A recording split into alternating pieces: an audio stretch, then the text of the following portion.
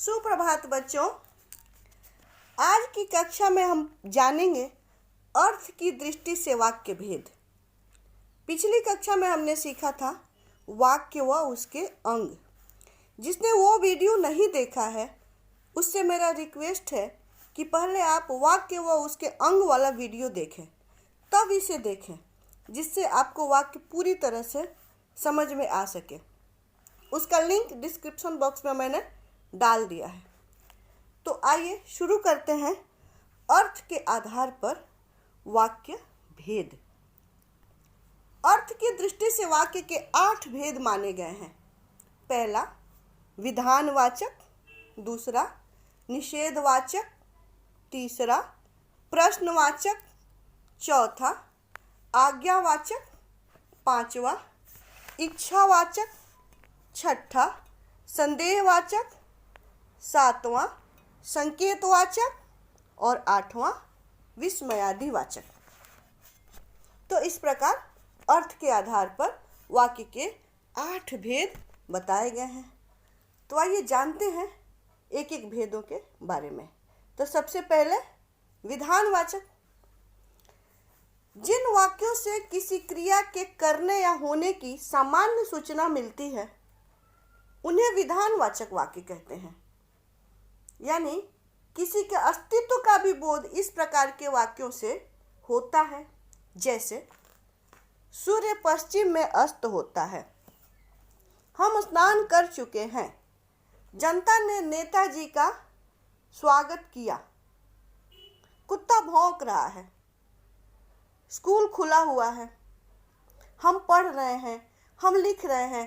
यानी कोई भी साधारण वाक्य जिससे किसी क्रिया के करने या होने की सामान्य सूचना मिलती है वो विधानवाचक वाक्य कहलाता है। दूसरा निषेधवाचक। जिन वाक्यों से किसी कार्य के निषेध यानी नहीं होने का बोध होता है उन्हें निषेधवाचक वाक्य कहते हैं। इनको हम नकारात्मक वाक्य भी कहते हैं। जैसे मैं आज नहीं खेलूंगी, राधा नहीं नाचेगी, शिक्षक ने आज कक्षा नहीं ली, तुम वहाँ नहीं जाओ। इसके अलावा और भी वाक्य हो सकते हैं। तुमने गाना नहीं गाया, तुमने खाना नहीं खाया इत्यादि। यानी जिन वाक्यों में किसी भी कार्य के करने के नहीं का बोध हो, निषेध का बोध हो, निषेधवाचक वाक्य कहलाता है। अगला प्रश्नवाचक वाक्य।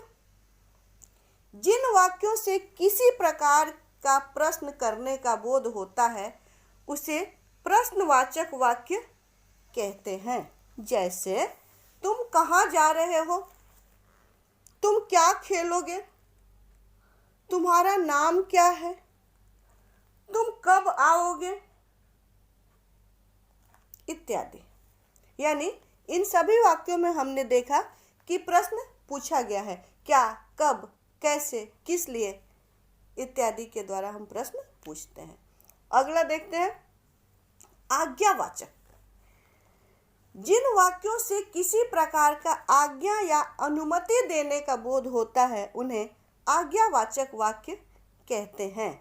जैसे तुम चुप रहो या आप चुप रहिए, तुम जाओ, यहाँ से चले जाइए, अपना अपना काम करिए, आप जा सकते हैं इत्यादि।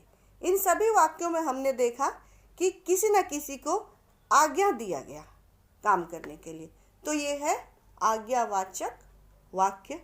अगला देखते हैं इच्छावाचक वाक्य। जिन वाक्यों से वक्ता की इच्छा, आज्ञा या आशीर्वाद को व्यक्त करने वाले भाव प्रकट हो वे इच्छावाचक वाक्य कहलाते हैं। जैसे ईश्वर तुम्हें दीर्घायु करे, 9 वर्ष मंगलमय हो, भगवान करे सब कुशल हो इत्यादि। यानी इसमें वक्ता की इच्छा या आशीर्वाद का भाव प्रकट हुआ है, इसलिए ये इच्छावाचक वाक्य है। अगला देखते हैं संदेहवाचक वाक्य।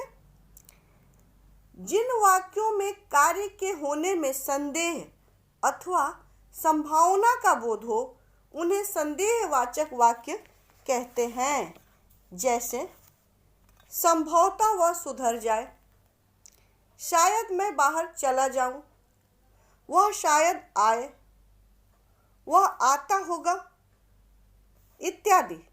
यानी इन सभी वाक्यों में हमने देखा कि संभावना है, संदेह है।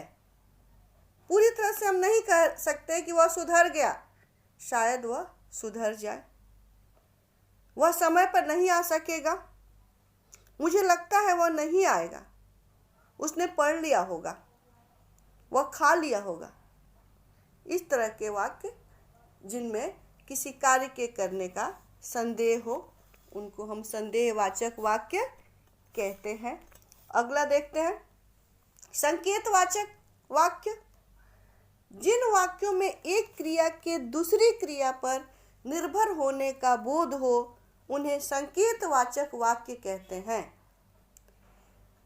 इनसे कारण, शर्त आदि का बोध होता है। जैसे वर्षा होती तो फसल अच्छी होती, यदि आप आते तो मुसीबत ना आती, यदि छुट्टियां हुई तो हम कश्मीर जाएंगे।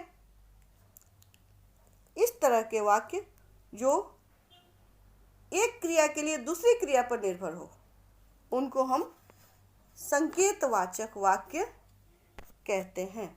अगला विस्मयादि वाचक वाक्य।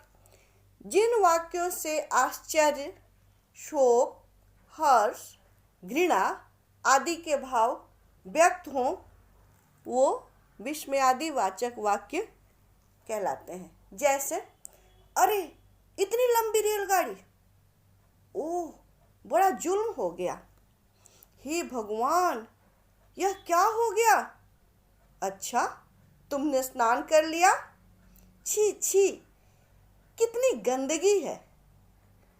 तो इस तरह के वाक्य जिसमें विस्मय का बोध हो, इसमें विस्मय चिन्हों का प्रयोग किया जाता है, तो ये वाक्य विस्मयादि वाचक वाक्य कहलाते हैं। अब आइए एक उदाहरण देखते हैं जिसमें सभी वाक्यों का सामंजस्य है। उदाहरण है रमेश 8वीं कक्षा में पढ़ता है। यह एक साधारण वाक्य है। इसको हम विधानवाचक वाक्य में लिखेंगे, बिल्कुल वैसे का वैसे लिखेंगे। रमेश 8वीं कक्षा में पढ़ता है, यानी किसी कार्य के होने की सूचना मिलती है। इसी वाक्य को निषेधवाचक में हम लिखेंगे रमेश 8वीं कक्षा में नहीं पढ़ता है। प्रश्नवाचक में लिखेंगे क्या रमेश 8वीं कक्षा में पढ़ता है। आज्ञावाचक वाक्य में लिखेंगे रमेश तुम 8वीं कक्षा में पढ़ो। इच्छावाचक वाक्य रमेश 8वीं कक्षा में पढ़ता। संदेहवाचक शायद रमेश 8वीं कक्षा में पढ़ता होगा। संकेतवाचक यदि अनुमति मिले तो रमेश 8वीं कक्षा में पढ़े। विस्मयादिवाचक अरे रमेश 8वीं कक्षा में पढ़ता है। तो इस तरह से हमने सीखा अर्थ की दृष्टि से वाक्य के 8 भेद तथा उन्हें परिवर्तित करने का तरीका।